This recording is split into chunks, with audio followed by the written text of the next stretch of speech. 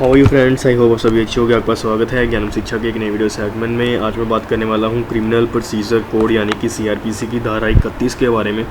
आज धारा 31 को मैं पूरी डिटेल में एक्सप्लेन करूंगा। पिछली वीडियो में मैंने कंसेक्टिव और कंकरेंट सेंटेंस के बारे में बात की थी, वो भी इसी सेक्शन का पार्ट था। लेकिन आज मैं 31 को पूरे अच्छे से एक्सप्लेन करूँगा। इसमें जो 3 क्लॉसेस हैं उसको तीनों को सब सेक्शंस को अच्छे से आपको एक्सप्लेन करूँगा। इस वीडियो को लास्ट तक देखिएगा, ज़रा सी स्किप मत करिएगा। इस वीडियो को स्टार्ट करने से पहले आप इस चैनल को सब्सक्राइब कर दीजिए और press the bell icon.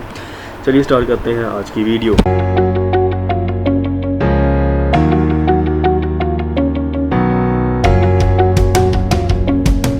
Guys, जो सबसे पहले जो 31 है, धारा 31 यानी कि सेक्शन 31 वो ये कहता है कि अगर sentence in cases of conviction of several offences at one trial, कुछ ऑफेंसेस को अगर हम एक ही ट्रायल में चार्ज करें तो उसकी पनिशमेंट, उसकी सेंटेंस क्या बनेगी और कैसे उसको दी जाएगी।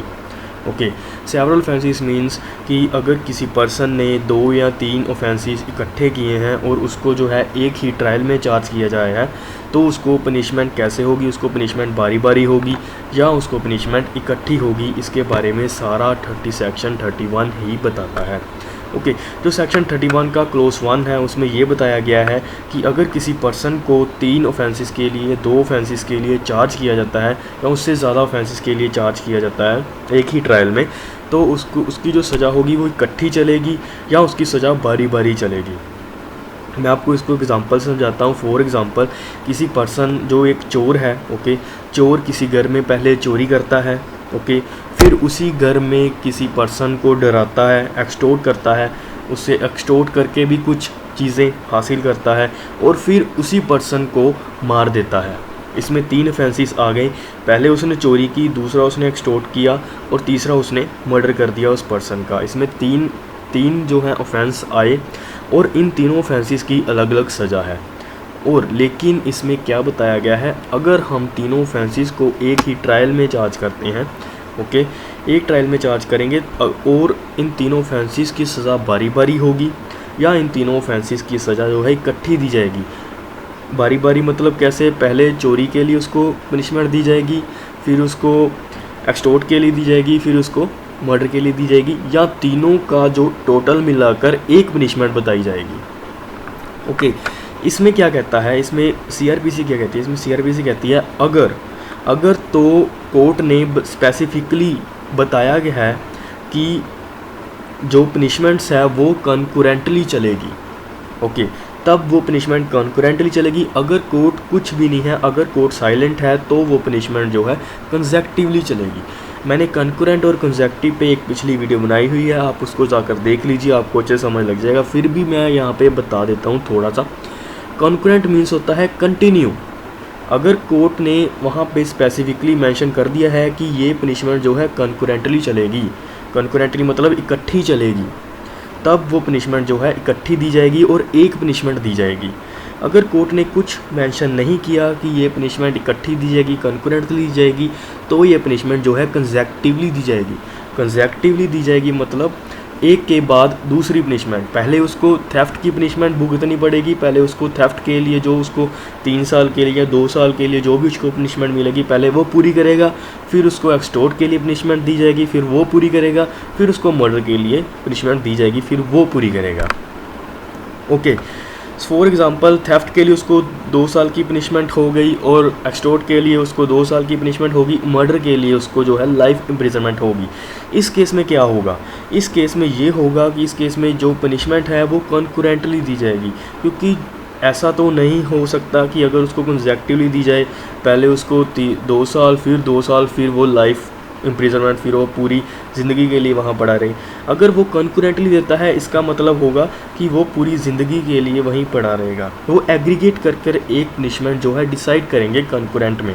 ओके, सो आगे बात आती है क्लोज सबसेक्शन 2 की। सबसेक्शन 2 क्या कहता है सेक्शन 31 का, इसमें ये बताया गया है कि अगर कंसेक्टिव सेंटेंस, जैसे कि कंसेक्टिव सेंटेंस मैंने बताया एक के बाद दूसरी, अगर जैसे आप सभी को पता है कि मैजिस्ट्रेट्स के पास जो है पावर लिमिटेड होती है कि जो मैजिस्ट्रेट ऑफ फर्स्ट क्लास है वो 3 साल से अधिक की सज़ा नहीं दे सकता। ओके, 3 साल से अधिक की सज़ा नहीं दे सकता। अगर अगर कंसेक्टिव सेंटेंस में, अगर इसमें ये बताया गया, अगर कंसेक्टिव सेंटेंस में मिलाकर किसी ऑफेंसिस को मिलाकर वो 3 साल से ज़्यादा हो गई, उसके जुरिसडिक्शन से बाहर चली गई, तो कोर्ट, इसमें कहा गया है, तो कोर्ट जो है अपनी जो केस है वो आगे फर्दर अपनी हायर कोर्ट को वो नहीं भेजेगा, वो खुद ही ट्रायल कर सकता है, वो खुद ही पनिशमेंट दे सकता है।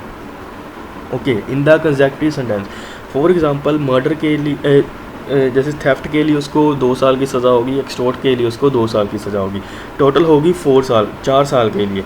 लेकिन जो फर्स्ट क्लास का मैजिस्ट्रेट है, ओके मैं एग्जांपल बता रहा हूँ, लेकिन जो फर्स्ट क्लास का मैजिस्ट्रेट है वो 3 साल तक की सज़ा दे सकता है। अब इसमें क्या हो गया, अब इसमें 4 साल की सज़ा उसको देनी पड़ेगी कंसेक्टिव सेंटेंस के लिए, कंसेक्टिव सेंटेंस में। तो क्या वो जो मैजिस्ट्रेट है वो अपना केस जो है फर्दर अपनी हायर कोर्ट को वो भेज देगा? नहीं, इसमें स्पेसिफिकली क्लोज 2 में ये बताया गया है कि अगर कोई ऐसा केस आ जाता है कि अगर आपको कोई अपनी जुरिसडिक्शन से बाहर जाकर आपको पनिशमेंट देनी पड़ती है तो आप दे सकते हो, इसमें यही कहा गया है क्लोज 2 में। लेकिन इसकी जो प्रोविज़न्स हैं वो क्या कहती हैं, लेकिन इसकी प्रोविज़न कहती हैं, पहली प्रोविज़न ये कहती है कि अगर आपने पनिशमेंट्स देनी है, ओके, तो वो 14 साल से अधिक की पनिशमेंट नहीं होगी, और वो जो मैजिस्ट्रेट होगा या जज होगा वो अपनी जुरिसडिक्शन की ट्वाइस, जैसे कि 3 साल की सज़ा जो मैजिस्ट्रेट फर्स्ट क्लास है वो दे सकता है, वो 6 साल से अधिक की सज़ा नहीं दे सकता किसी को भी। ओके, जो मैजिस्ट्रेट ऑफ फर्स्ट क्लास होगा वो 3 साल की सज़ा दे सकता है, वो 6 साल तक सज़ा दे सकता है अगर कोई कंसेक्टिव सेंटेंस का केस आ जाता है उसके पास। तो ओके, अगर कंसेक्टिव सेंटेंस का अगर केस आ गया तो वो 6 साल तक की सज़ा दे सकता है, उसके अधिक नहीं दे सकता।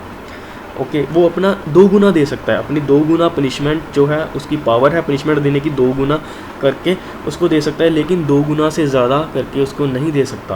ओके, सो जो ऐसे ही जो 7 मोर देन 14 ईयर है, इसमें ये बताया गया है अगर कोई जैसे कि जुडिशियल मैजिस्ट्रेट, अगर इसमें CJM है, चीफ जुडिशियल मैजिस्ट्रेट है, ओके, इसमें उनके पास जो पावर होती है वो 7 साल के लिए होते 7 साल की सज़ा दे सकता है। ऐसे करके छोटे छोटे ऑफेंसेस को इकट्ठे करके, जिसमें 2 साल की दी गई, फिर 3 साल की दी गई, ऐसे उसने कितने सारे ऑफेंसेस किए हैं, किसी पर्सन ने 5 या 6 ऑफेंसेस किए गए हैं, उनकी सज़ा इकट्ठी मिलाकर 14 साल से अधिक की सज़ा उसको नहीं दी जा सकती। ओके, आई होप आपको समझ लग रही होगी। जो इसका क्लोज 3 सब सेक्शन 3 है वो यही कहता है कि अगर किसी पर्सन को जो है कंसेक्टिव सेंटेंस में पनिशमेंट, कंसेक्टिव सेंटेंस जी पनिशमेंट जो है वो दी गई है, बारी बारी दी गई है, तो अगर उसने अपील करनी है तो जो उसकी टोटल एग्रीगेट सेंटेंस होगी उसको एक सेंटेंस ही माना जाएगा। ओके, एक सेंटेंस ही माना जाएगा। फॉर एग्ज़ाम्पल, किसी पर्सन को जैसे पहले चोरी के लिए 3 साल की होगी और बाद में जो है एक्सटॉर्ट के लिए 2 साल की होगी, वो 3 साल और 2 साल के लिए अलग अलग अपील फ़ाइल नहीं करेगा, वो एक ही अपील फ़ाइल करेगा। 3 और 2 5 साल उसकी जो पनिशमेंट है वो एक ही मानी जाएगी अपील में। ओके, आई होप आपको ये छोटा सा लेक्चर बढ़िया लगा होगा। अगर आपको ये बढ़िया लगा हो, आप इस चैनल को सब्सक्राइब कर लीजिए, मैं ऐसी ही और वीडियोस लेकर आता रहूँगा, आपको नॉलेज मिलती रहेगी। Thank you so much guys for watching. Subscribe for more videos.